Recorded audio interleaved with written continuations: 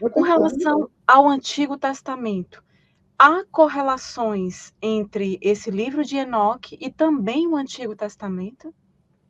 As correlações que tem é em relação à literatura apócrifa do Antigo Testamento. Né? Então, por exemplo, nós temos Baruque, segundo Esdras, que uns dizem que é uma literatura antes, outros dizem que é depois, uns dizem que parte de segundo Esdras foi antes, Jubileus, né? Jubileus também, tem correlação com o testamento dos patriarcas, tem uma sentença de 1 Enoque que é idêntica ao testamento de Levi, idêntica, idêntica. Inclusive, tem sentenças interessantes do nascimento virginal também do Novo Testamento, que tem correlação com o testamento dos 12 patriarcas e, consequentemente, também no desenvolvimento do texto tem correlação com o livro de Enoque. E a única sentença que tem, semelhante, é em Daniel. Daniel, alguns trechinhos de Daniel. Daniel se assemelham com 1 Enoque. Agora, em relação a outros textos, é difícil. Alguns acadêmicos veem algumas semelhanças com o livro de Zacarias, mas eu nunca me aprofundei sobre 1 Enoque e o livro de Zacarias. Né? Zacarias é altamente simbólico, muito citado no Novo Testamento também, no que diz respeito às alegorias, né?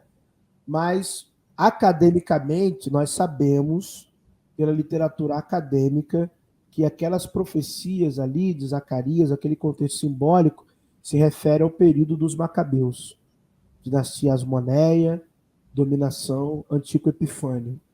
Então é daquele período ali, tá? Que está se referindo ali o livro de Zacarias, tem nada a ver também com um apontamento futuro, uma questão futura. E o que seria essa tradição apocalíptica? Bom, tem um livro muito bom, né, que eu me utilizo dele. Quem me deu ele a primeira vez em 2021 foi o professor Marcos Vinícius, eu li o livro inteiro, que é A Imaginação Apocalíptica de John J. Collins. Então ali o professor Collins, ele, aliás, que acho que ele vai até ano que vem no canal do professor Marcos, né? O professor Marcos vai entrevistar ele lá. Se não me engano, está agendado para o ano que vem. Então, o John J. Collins ele faz todo um rastreio destas tradições, fazendo paralelos entre literaturas extrabíblicas e literaturas bíblicas.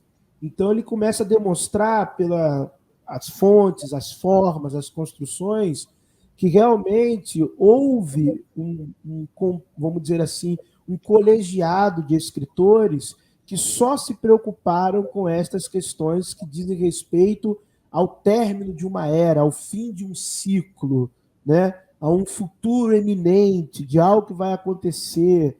Então ele vai trabalhando desde Daniel, Enoque, Curã, o Novo Testamento. Então ele vai trazendo paralelos, ele fala dos jubileus, ele fala de toda essa tradição. Tem uma obra também, eu só não lembro o nome do autor, ela é em inglês, mas em português ela é ensaios, se fosse traduzir para o português, né?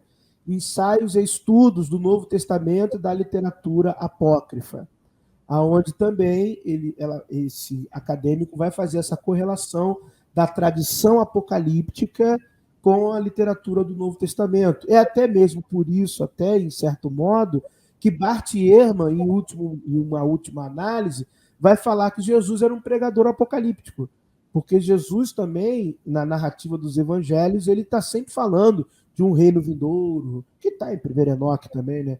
De um tempo que vai vir, mas, na verdade, esse reino vindouro, ele tem Ezequiel também.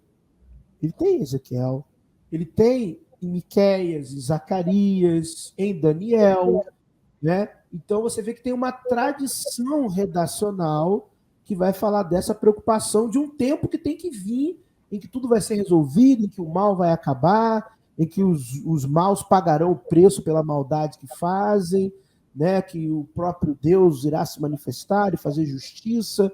Então, Ezequiel, Daniel, Zacarias, né, esses textos, né, junto com mais os apócrifos, Jubileus, né, alguns textos de Curã, Pergaminho da Guerra de Curã, 1 Enoque, a gente chama eles, né, os acadêmicos, se debruçam sobre essa questão chamam esses textos de tradição apocalíptica, né? Que é uma coisa de revelação do fim, dos fins dos tempos, fim de uma era. E o discurso de Jesus, de Mateus 24, é exatamente isso. De acordo com a narrativa, os apóstolos começam perguntando quando o templo seria destruído, porque Jesus fala que ele vai cair, vai ser destruído, e quando veria o fim da era, fim do Aeon, né? Que é uma confusão também para interpretar aquilo ali, né? Que é Aeon, uma palavra que pode significar, ela é uma palavra polissêmica, então significados diversos, fim dos tempos, fim desse século, fim dessa era, fim desse ciclo, né? Então, mas há também essa preocupação, fim, quando vai acontecer?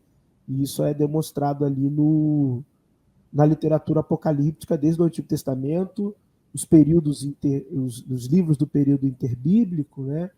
Até a literatura do Novo Testamento e literatura pós-Novo Testamento também, né? Que a apocalíptica não acaba com o Apocalipse. Você tem os apócrifos, Apocalipse de Pedro, Apocalipse de Paulo, né? Você tem Apocalipse de Moisés, você tem os Apocalipses, Apocalipse de Elias, né? Fenômeno pós-Novo Testamento. Então, o fenômeno da apocalíptica judaica e apocalíptica cristã, ela não se encerra na própria literatura canônica. Ela vai além da literatura canônica. Você tem um livro que até então poderia ter sido muito bem canônico, porque está nos códices, que é Pastor de Hermas, por exemplo.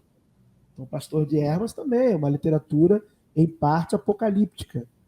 Então, você tem essa tradição que ela vai se transcorrendo além do fenômeno canônico.